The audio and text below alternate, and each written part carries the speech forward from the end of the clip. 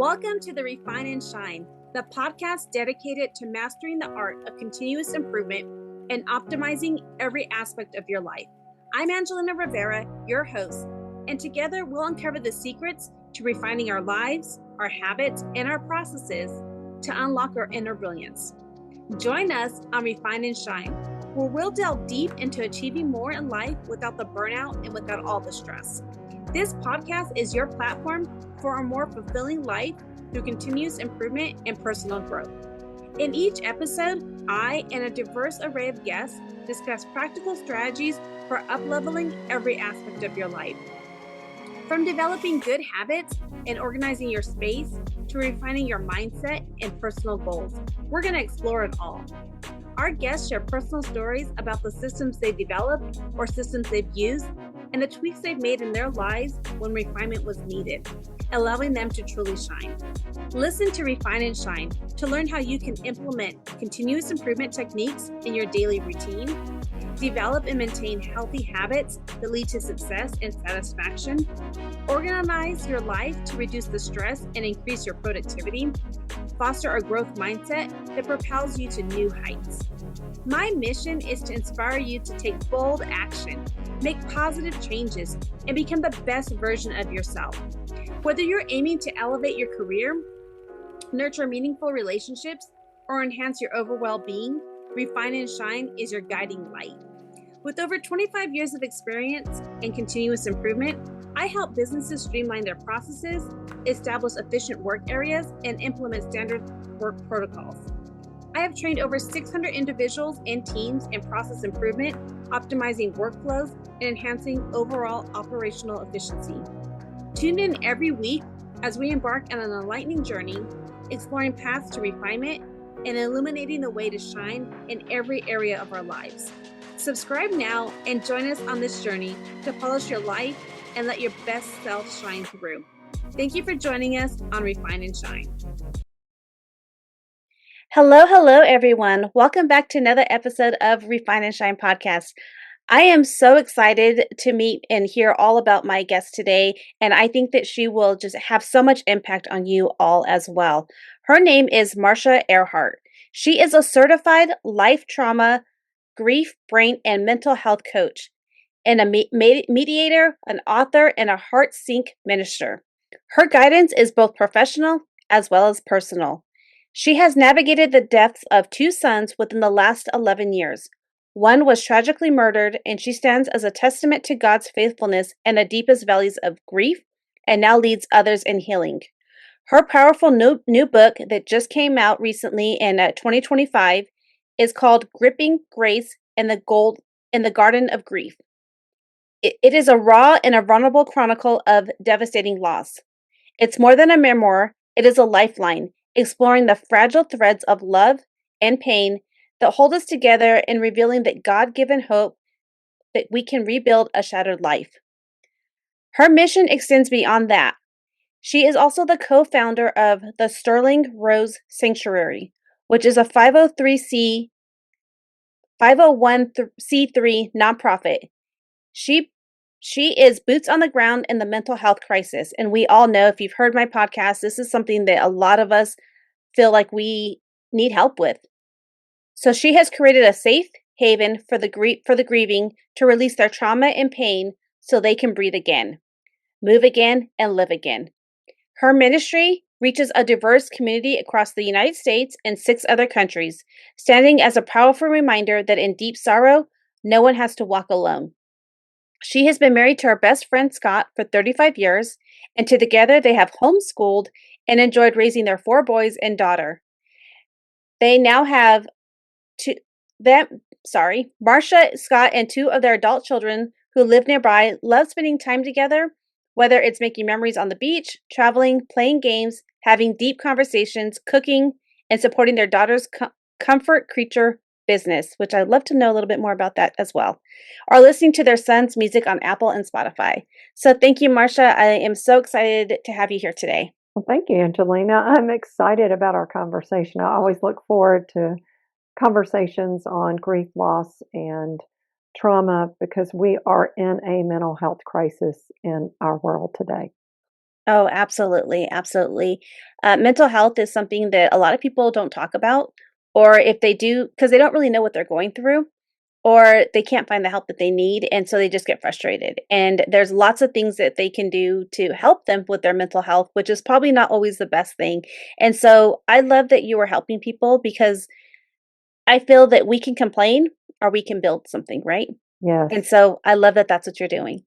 Yes, I'm all about being part of a solution to a problem instead of being an addition to the problem. Mhm. I love that. I love that. You have been through a lot of loss. And can you just kind of just everything that you've been through and the just kind of take us back and through your journey of how life has changed? Like before we started recording, we kind of briefly talked about how like those the last 11 years, it was just been quite a journey. So can you kind of just take what was life like before all the things happening and what is life like now and just anything that you want to share with us about it in between?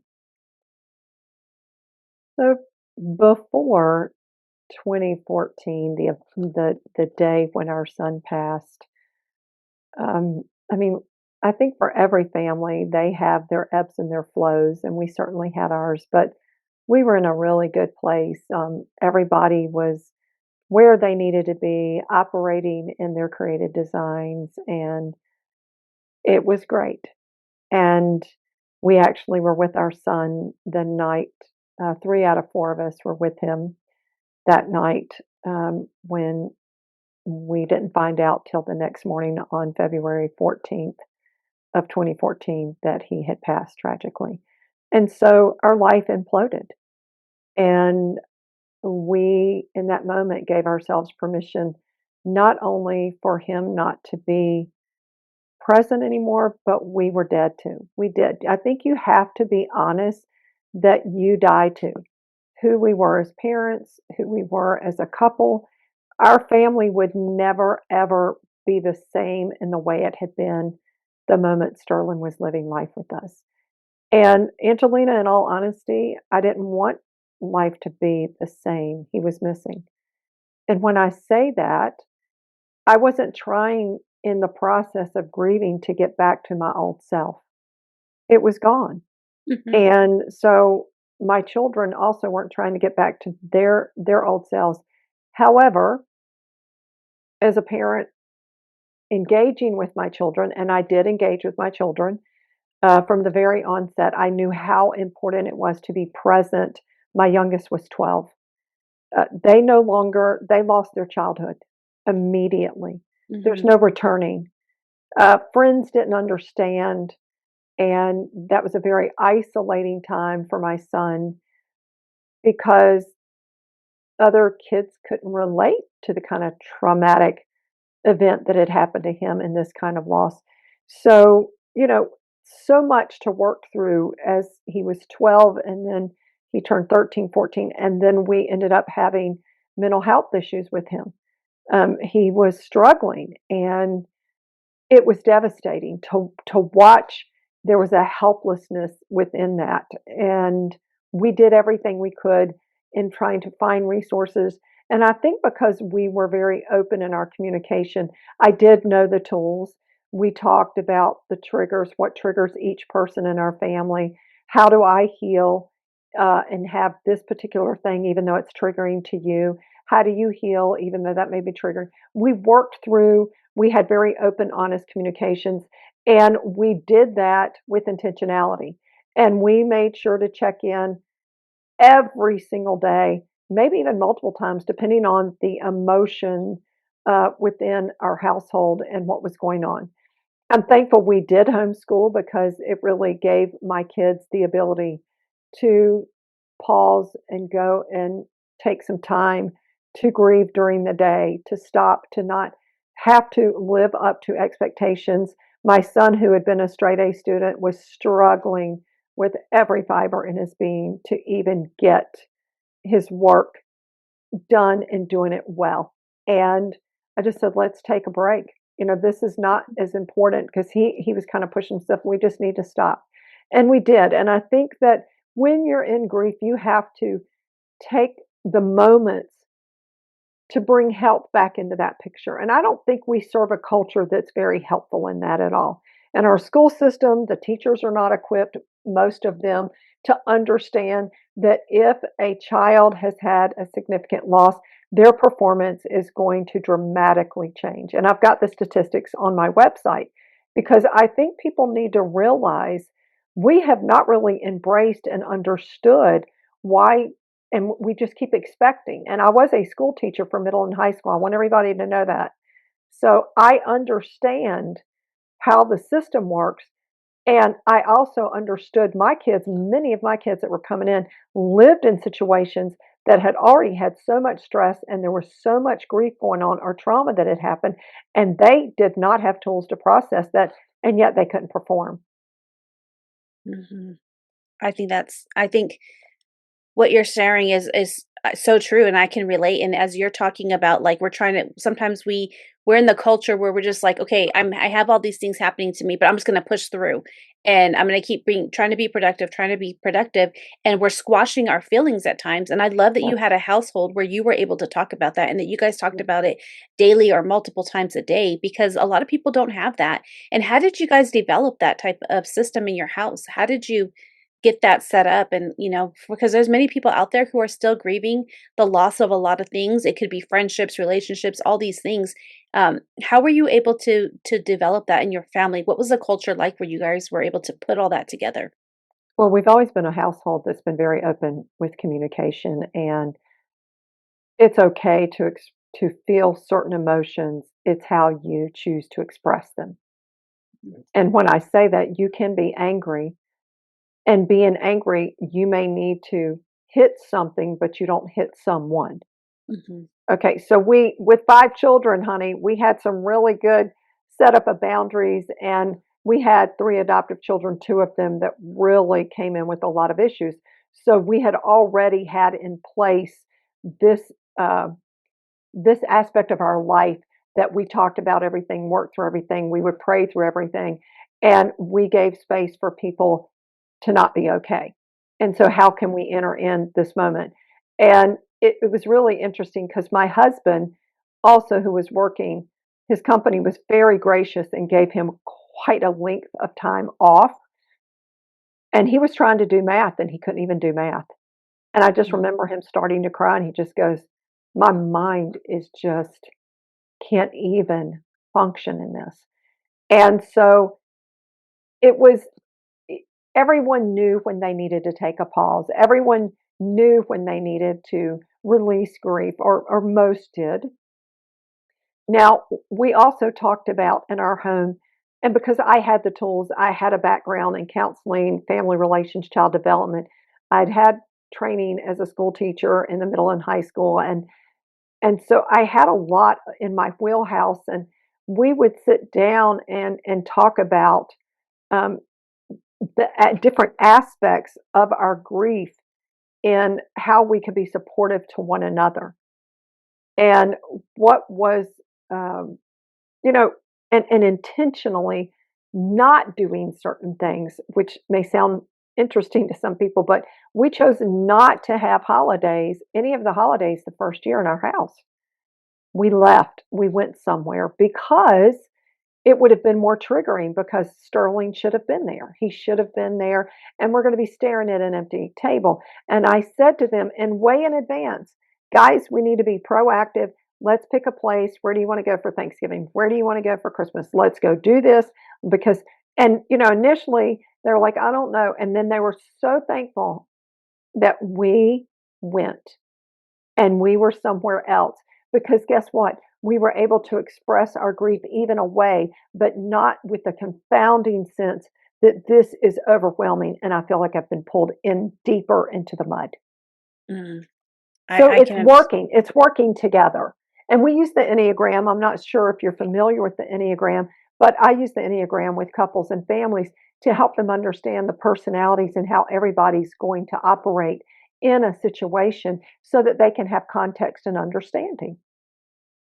I think that that's so important, and I love that you had because you had these tools, you were able to, like, okay, I know how to do this with the family. I know how to make sure that we're, going through the things, having the feelings, talking about things. And I totally understand celebrating the holidays outside the home, so that you can make kind of like make other memories where you're not having to Yes, sit and think that, okay, the Christmas tree, their ornaments that they put on the tree or yes, whatever it is, yes. the maybe the special meal that they helped you cook is not there, just making it all different. I understand that.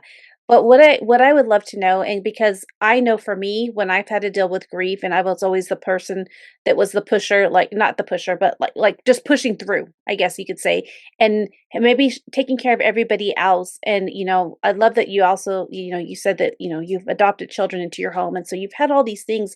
But how did you personally take care of yourself?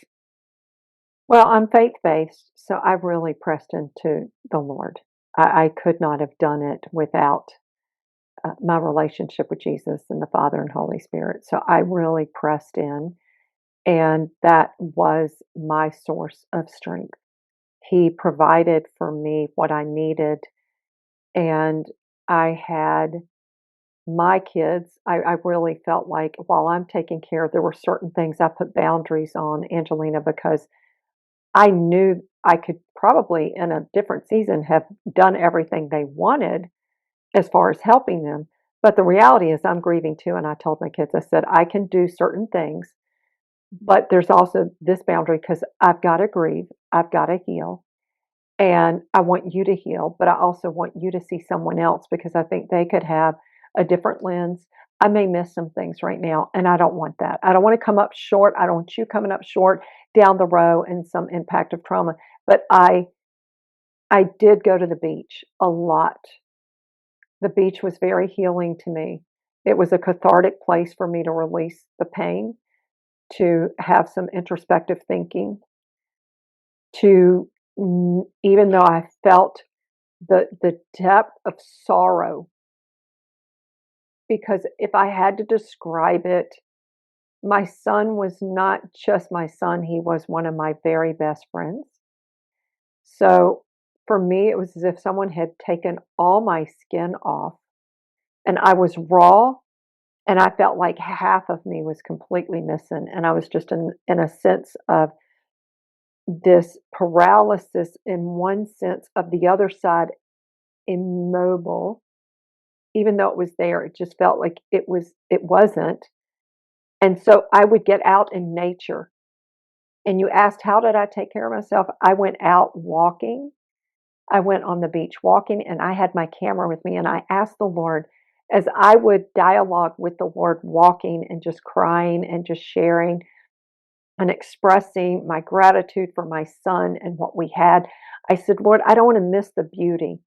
Could you show me the beauty in the midst? And I took the most unbelievable pictures because God just showed up every day.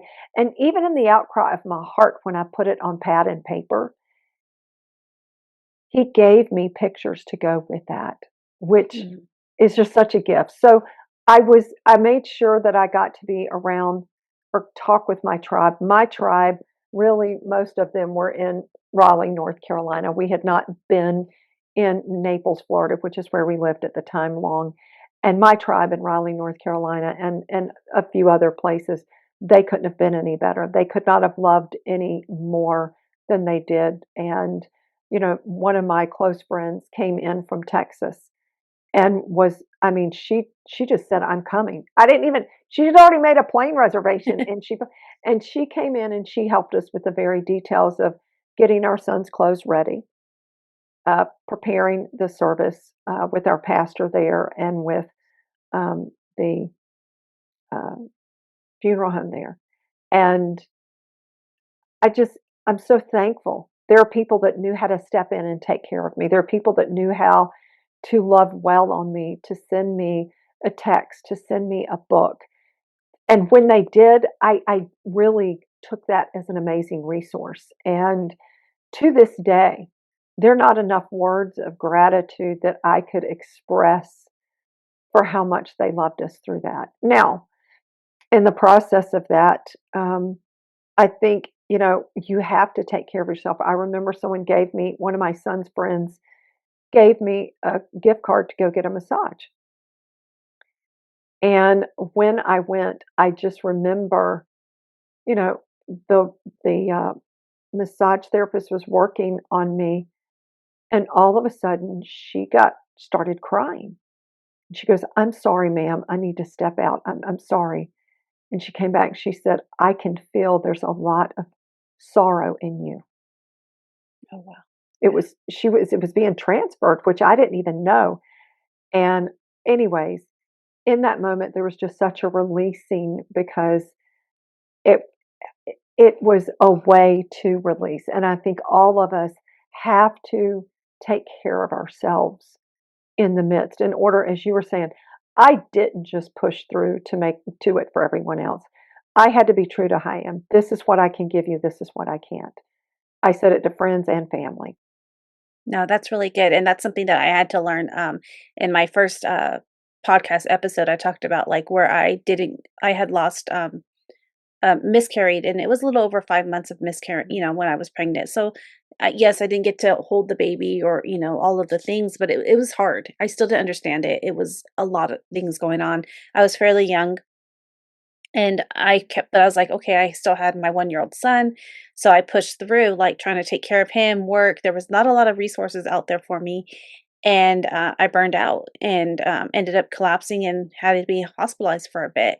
And now from there, I learned boundaries. And it's like, you Yeah, can't keep pushing through and yeah, not take care of yourself. And, I've had a lot of health issues. And I know that when I'm having a lot of health issues, it's because I may not have been, I'm not walking as much or, maybe like just getting out there with nature and like I'll sit out there and just sit there in the sun. And my husband's like, "What are you doing?" I'm like, "I'm just grounding myself.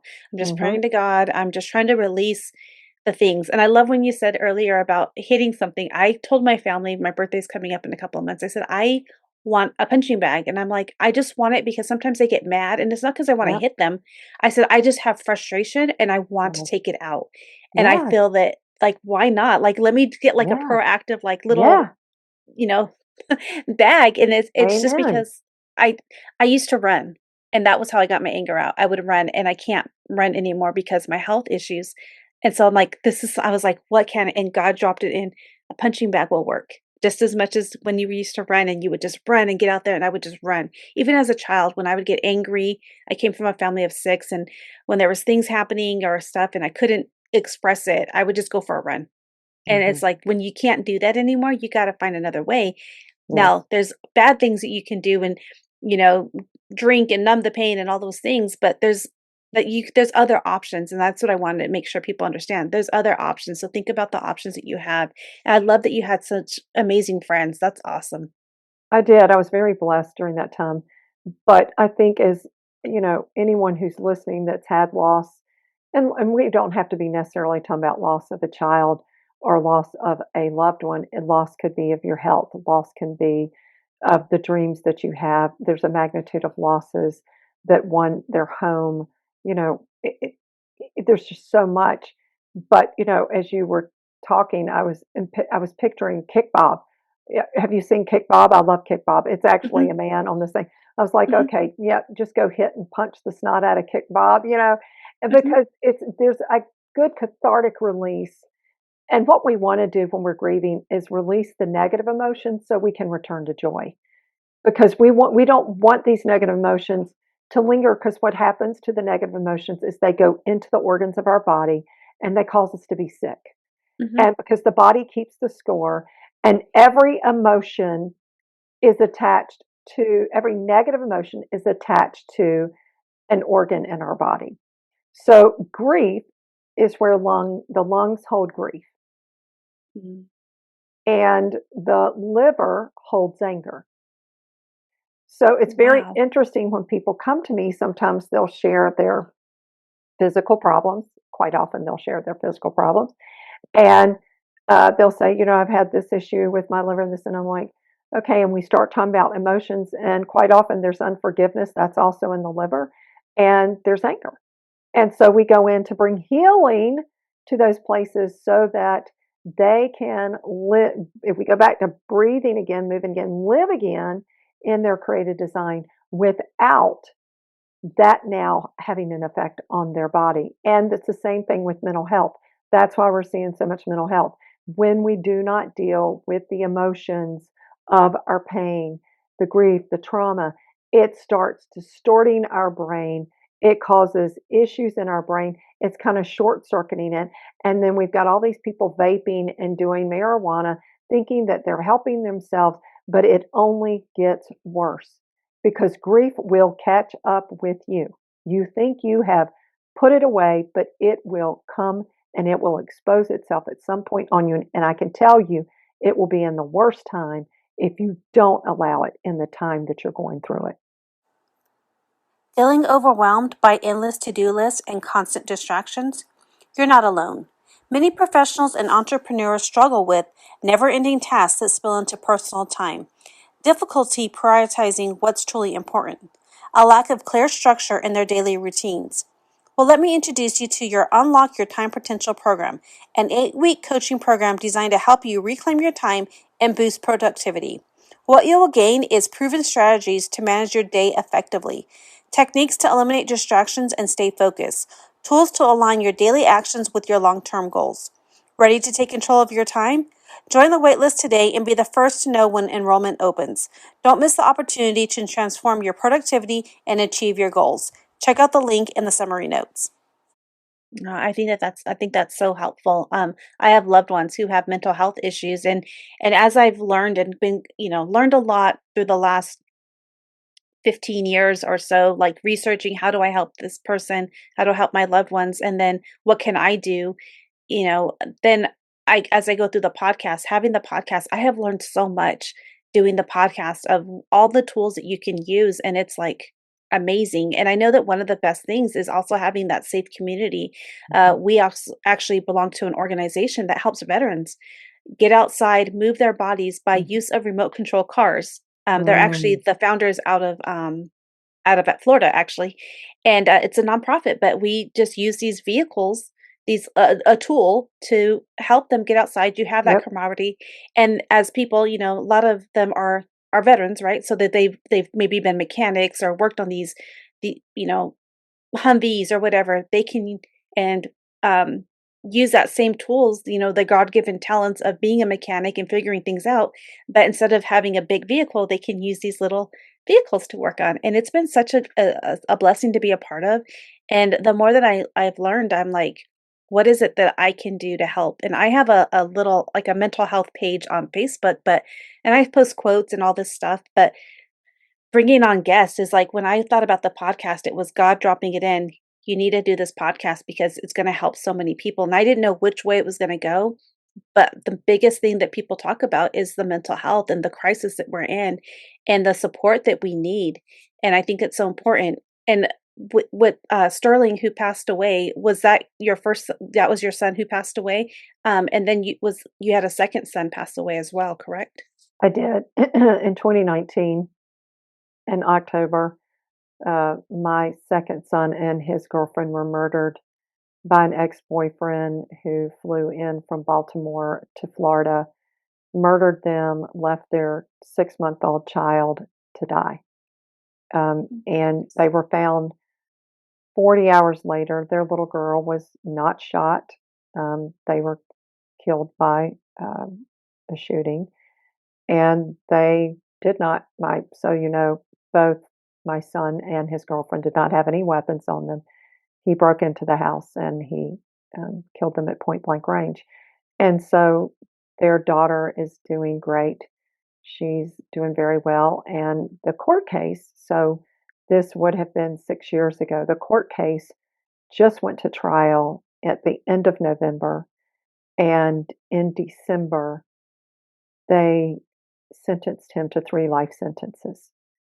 And so that was finally brought to justice for the families and to those that really had not been able, I think, to move forward. Mhm. That's just so Sterling was in 2011. Was it 20, 2014, and 2014? Mark was 2019. So just 5 years difference of that point. And we had to start over again. And the Sterling Rose Sanctuary was created and opened in 2017 to reach back to those that have experienced loss and grief. we're now we're raising the funds to build to have a place where a couple, or family can come so that they can have 3 to 5 days of healing with very specific modalities here. And I loved a while ago when you kept talking about even the veterans were being taken outside. I can't stress enough to your listeners that getting outside is an essential part of healing. And y'all may ask why, but it's connecting back to creation, to that which is living. When we are experiencing a loss, we feel death. We feel this bleakness, and to get out in life and to see a sprout growing in the ground, to see the green leaves, to see and to smell life around us, even if it's the dirt. And you were talking about grounding. Grounding is so important. That's why I went to the beach. It was a grounding as well, and walking barefoot to exchange the negative ions with positive ions. I mean, we've got to have our body. And so in the sanctuary, we tell people, we give them, you need to have clean eating when you're grieving. Shouldn't be eating carbs and sugars. And guess what everybody wants to go to? The carbs and sugars. Mm-hmm. And that's not good for you. We go over boundaries. Angelina, we go over the fact that as a griever, you get to choose who gets to come into your inner circle. And just because they're family doesn't mean they get to come in. Mm-hmm. This is your story. You get to choose selectively because you want the healthiest people and the ones that are coming in to fill you with life so that you can live from the tree of life instead of staying in the tree of death. There are those naysayers and those people that are victims that want to come in and have you live as a victim too, so you can do life with them. So we also tell our grievers, do not lend money. Do not let people move in your house. I mean, this may sound crazy, but it's real. People are looking to take advantage of people in their grief, sadly. And we've seen it too many times. So we have a whole litany of boundaries. And I love that you said you learned your own boundaries. Mm-hmm. And if you don't know boundaries, anyone on this listening, please go get the Boundary Book by Henry Cloud, because the Boundary Book, he's got it, I think, for everybody. Go get it, mm-hmm. because you need boundaries already. If you don't, start today because it's important. I just moved it. I had it right here and I was going to pull it out, but the other book is another one too is I think it's for families too. Boundaries for leaders and boundaries for family. Like he has a whole series. He so does. whatever, yeah. He's got everything. I mean, it's for adult children, it's for children. I mean, it's everything. So whatever you need, it's available. And I think that's important. So, and to surround yourself in a place where you can be supported. I think we have to talk a little bit about finding the healthy places you can be supported. So that's why the Sterling Rose Sanctuary, every place is not the place you should be. Mm-hmm. No, I agree. And so with the foundation that you set up, that you talked a little bit about it, you're actually going to build a place where people can stay for a couple of days and use your modalities, and you help them teach about it. What do you see the future for that place? I mean, to help, with your mission, you're helping people all through the US, and then you have 6 other countries. So what's your big dream and mission for the foundation? Well, right now we're raising the funds for people to come alongside that they see and understand the vision for helping treat and heal mental health, because that's what we're here for. Yeah. I really see that this is just one of many to come down the road. We have found that our tools have been very effective for those that are struggling and I work with a lot of sexual ritual abuse, a lot of women and men who have been sexually abused, trafficked. We work with everything that you can imagine. And yesterday, we just entered our 7th country. Awesome. So, I mean, it's continually growing. So I really do see that this is only going to, open up for opportunities for greater healing, because everyone needs something different, and I tailor my time with individuals to their story. So it's not a one size fits all. And so that's why there are certain things within that place that individuals really do need on a deeper level. And we would love for them to be able to experience that in person. I love that. I love that. And as you're going through and you're helping people, with all the different countries, do you do like a virtual system or do you have centers set up or how do you do that with throughout the world? So I'm usually on my phone, not on Zoom. And people may go, why not? Because when someone has had immense trauma, and I'm working with very traumatized people mostly, me looking at them causes sometimes for them to feel insecure and to shut down. I don't need to see you for you to get healed. That's not a requirement. The majority of my clients, I do not know them by face, Mm. but I know them. And there are clients I work with face to face. There are ones that I will get on Zoom. Actually, yesterday when I was in Sweden, I did it by Zoom. If someone wants that, I'm more than willing. But I can tell you there are very few people that ask for us to be on face to face. And so we go in and we bring healing, and it's just amazing. It's holy ground. And the fact that they're opening up the most treasured, valuable possessions to me is something I hold very dear to my heart and I take very seriously. So I want to honor that the best way I can.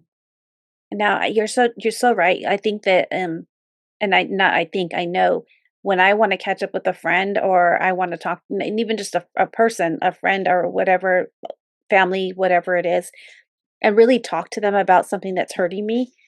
I don't want to do it on Zoom. Like if I want to like express like I'm going through this, I want to just talk to them on the phone. And I like to talk and walk, like a talk and walk. Mhm. And just get that whatever is going through me that I want to just speak to somebody about. Because for some, you know, sometimes I'm the only female in the house. There's some stuff I just want to talk to a female about. Right, um, right. but anyway, it's just so, and then, or we'll meet for coffee, a virtual coffee, but we just like we're talking or we're walking, but we're talking, saying we're drinking our coffee, but we're just chatting. And I think that's so important. Um, and it makes the person feel, like you said, and even anxiety. Like for me, it's the anxiety, like, Hmm. and Hmm. I don't want them to judge me or whatever. Yes. And I know that if there's somebody that's a safe space, they're not going to be judging you anyway. So, No, but it's also performance. Some parts start performing because they feel like, oh my gosh, she's going to think that I'm incapable and blah, blah. I mean, and so I just want to remove that. And I want them to be able to feel loved and valued. And that's exactly what I tell them, that those heart parts that are hurt and wounded, I tell them, I just want you to know that I really do love you and appreciate that you're opening yourself up to me. And guess what? It's safe because I'm not seeing them. And they mhm, tell me things that they've never told anybody else mhm. because it's safe. Yeah, Yeah. I love that. I love that. I mean, wow, you've been through so much and you're just like on a mission to keep helping those people. Like it doesn't matter what anybody's been going through, you want to help serve them and you want to help provide to them. And I think that, that's God telling you, like, okay, we don't always understand what happens in our lives and why it happens, but God has everything for a purpose. And I always believe that our pain is for a purpose. And I think and then how you use that pain and what do you use to help others by what Yeah. you've gone through is so impactful. And I remember on my darkest days when I write and I journal and I'm praying to God, it's like, why I don't even ask him, "Why are you doing this anymore?" Like, at first, I was like, "Why is this happening?" And it's like, "Thank you, God. I know that this is hurting. This is hurting me. I'm crying to you, but I know that there's a reason for this." And just acceptance. And it just Mm. takes such a weight off of me. And that's how it should be, instead of letting it become encumbered in this pain. And Mhm. I think that you just reframed, instead of asking why, we can ask, God, what is it that you want me to learn in this season? Lord, show me the things that I need and that will really make this. And because I remember as the officers were at our home the first go round, um, I asked the Holy Spirit and Father and Jesus, can I go pray over Sterling? I know that you can resurrect them. And they said, no, he's with me. and you need to leave him. Mm. And he's where he was created to be. And I knew that as a mom. I knew that as now a sister to him and not just a mom. And the Lord said, where there has been death, the seeds have fallen to the ground and there will emerge new life. Well, I had no idea the Sterling Rose Sanctuary was going to be emerged. That was the Father's plan. He gave me a vision and said, I need you to get up and write all this down. And that's what it was birthed out of, not me, but him. And I didn't know there was going to be a book. It's the same thing. He's the one. If we hold our hands open and say we're willing to be the vessel, Lord, but we can't do that until we're healed, Angelina, and I want to make that clear. I have been healed from the losses of my son. I can talk about the details. And how do we know if we've been healed? If you are not triggered and it doesn't set you back, and if you can really openly share your story in the rawness and in the reality of that moment without it bringing up that pit in your stomach or the place that goes to your throat, and you're just like, I don't want to talk about this anymore. And that's what I felt early on Mhm. because it was so pervasive. Yeah. Wow. Um, you've been through a lot, and I just appreciate it. And I love how you said I've been healed, so I can talk about it and help others and not be triggered. A little bit about your book. Can you tell us about it? I know that it's not a, just talk to us about it in your own words. Okay. Gripping Grace in the Garden of Grief, A Place for the Heart, is really out of my own journey of my writings. Like you were saying in your journaling, when you're just crying out to the Lord, I would just cry out. I would share in story, in prose. I would just put it out there. And it was really cathartic and healing because when we start writing and putting things on paper and we can look at it and we can introspectively ask questions of ourselves about that, I think that's where, we go to another level of healing. Mhm, And there's something about transferring from the mind to paper mhm, because now we know this is the reality that we're going to be living in. But as I've written all that, is everything I said true? Because, see, our battle is in the mind because we have a lot of lies versus truth. And so we have to come against those lies in our mind. And I actually address that in the book because I think in every grief story, the enemy wants to come in with lots of lies and take and hijack our lives. mhm, And so the story in the book storyline is really about the loss of my son, the loss of who each of us were, the loss of our marriage as it was, our family, the loss of our son's community, his friends, the loss of dreams for the future, the loss of all the dreams that we had or mhm, what our life would be, the loss of our friends. We had friends that we lost, the loss of a sense of safety, because that's the first time I think my kids felt a sense of unsafeness. That wow, and when I say that they were kids, but I mhm, think and then it goes through the loss of my mom. I lost my mother. What that was like, the mental health problems my son experienced, the journey of that, the pain of that, the outcry of just save him. Then the loss of the murder of my second son.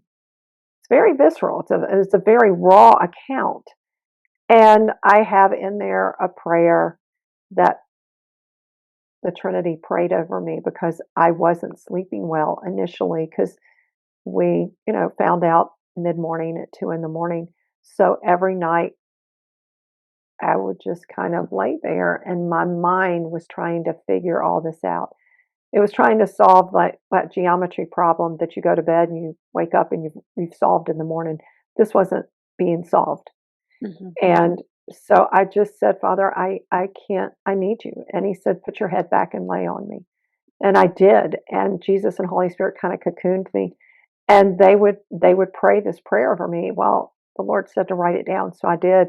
And it's a healing prayer from the body. I mean, from the top of the body of our mind and the synapses all the way throughout the body, that people can pray over themselves and that they can actually receive the healing as they speak out loud. And then, I have in there at the very end the treasures that we get from the dark. And everybody should have treasures that are coming out from dark places. And if they don't, I suggest they go back and get them because they're there. And we've missed it. We've missed so much if we didn't take the treasures out, Angelina. I didn't want to miss a treasure. And then, I think the hope is all written in there. Even though there's despair, it's all written with hope. And, back to healing, when we are healed, healing people heal people just like hurt people hurt people. So that book is for the healing and their questions for self reflection to look at your own grief journey. What emotions are being triggered in this situation? How are you dealing with that? How are you learning to uh, be healed and not, allow a trigger to remove yourself from a trigger? What new things can you do? We talk about in there what traditions can you let go of and what new ones can you pick up? I think grief is an exchange. Grief is a beautiful teacher. We give over our pain. We give over all these things that we are experiencing, but in return, we should, if we're healing, get back something fuller, something more beautiful. And that's not saying that what you had wasn't beautiful. It's just that we're in a new season, so we're looking at just like a new garden. You're not looking at last year's garden when you're out there picking the fruits this year, right? You're looking Mhm. at, wow, look at all came this year. This is great. So it's the same thing. Yeah, I love that. I love that. As we wrap up, I would love to know is how can people get in touch with you or how can people work with you? They can go to www.thesterlingrosesanctuary.us. And the reason it's .us is because it takes us as a community to restore people and bring them back into life. And they can also get my book on Amazon. And Okay. if they want to work with us, they can fill out a form on our website that is a heart healing intake form, and we'll get with them very quickly to get something on the schedule. All right. I love that. And I'll definitely make sure that I have all the links in my show notes as well. And as we wrap up, the one thing that I always ask my guest is what is one thing, a word, a phrase, a book to read, something they can take action on today in order to help them refine and shine? Well, I would encourage them to get the book. The book has really been called a companion to those grieving by numerous people on Amazon. And I would encourage all of them that they can, if they choose with intention to walk through it, breathe again, move again, and live again, and to their created design. I love that. Well, thank you so much. I definitely enjoyed having you as a guest today. Thank you, Angelina. It has been wonderful. I appreciate it. Thank you for joining us on this episode of Refine and Shine. We hope you find valuable insights and inspiration to fill your journey of continuous improvement. Remember, the key to success lies in refining your processes and letting your inner brilliance shine. If you've enjoyed this episode, be sure to subscribe to the podcast and leave a review. Your feedback is greatly appreciated and helps us reach more listeners like you who are eager to refine and shine in all areas of life. Stay connected with us on social media for updates and additional resources and behind the scenes content. We love hearing from our listeners, so feel free to reach out with any suggestions, questions, or success stories you'd like to share.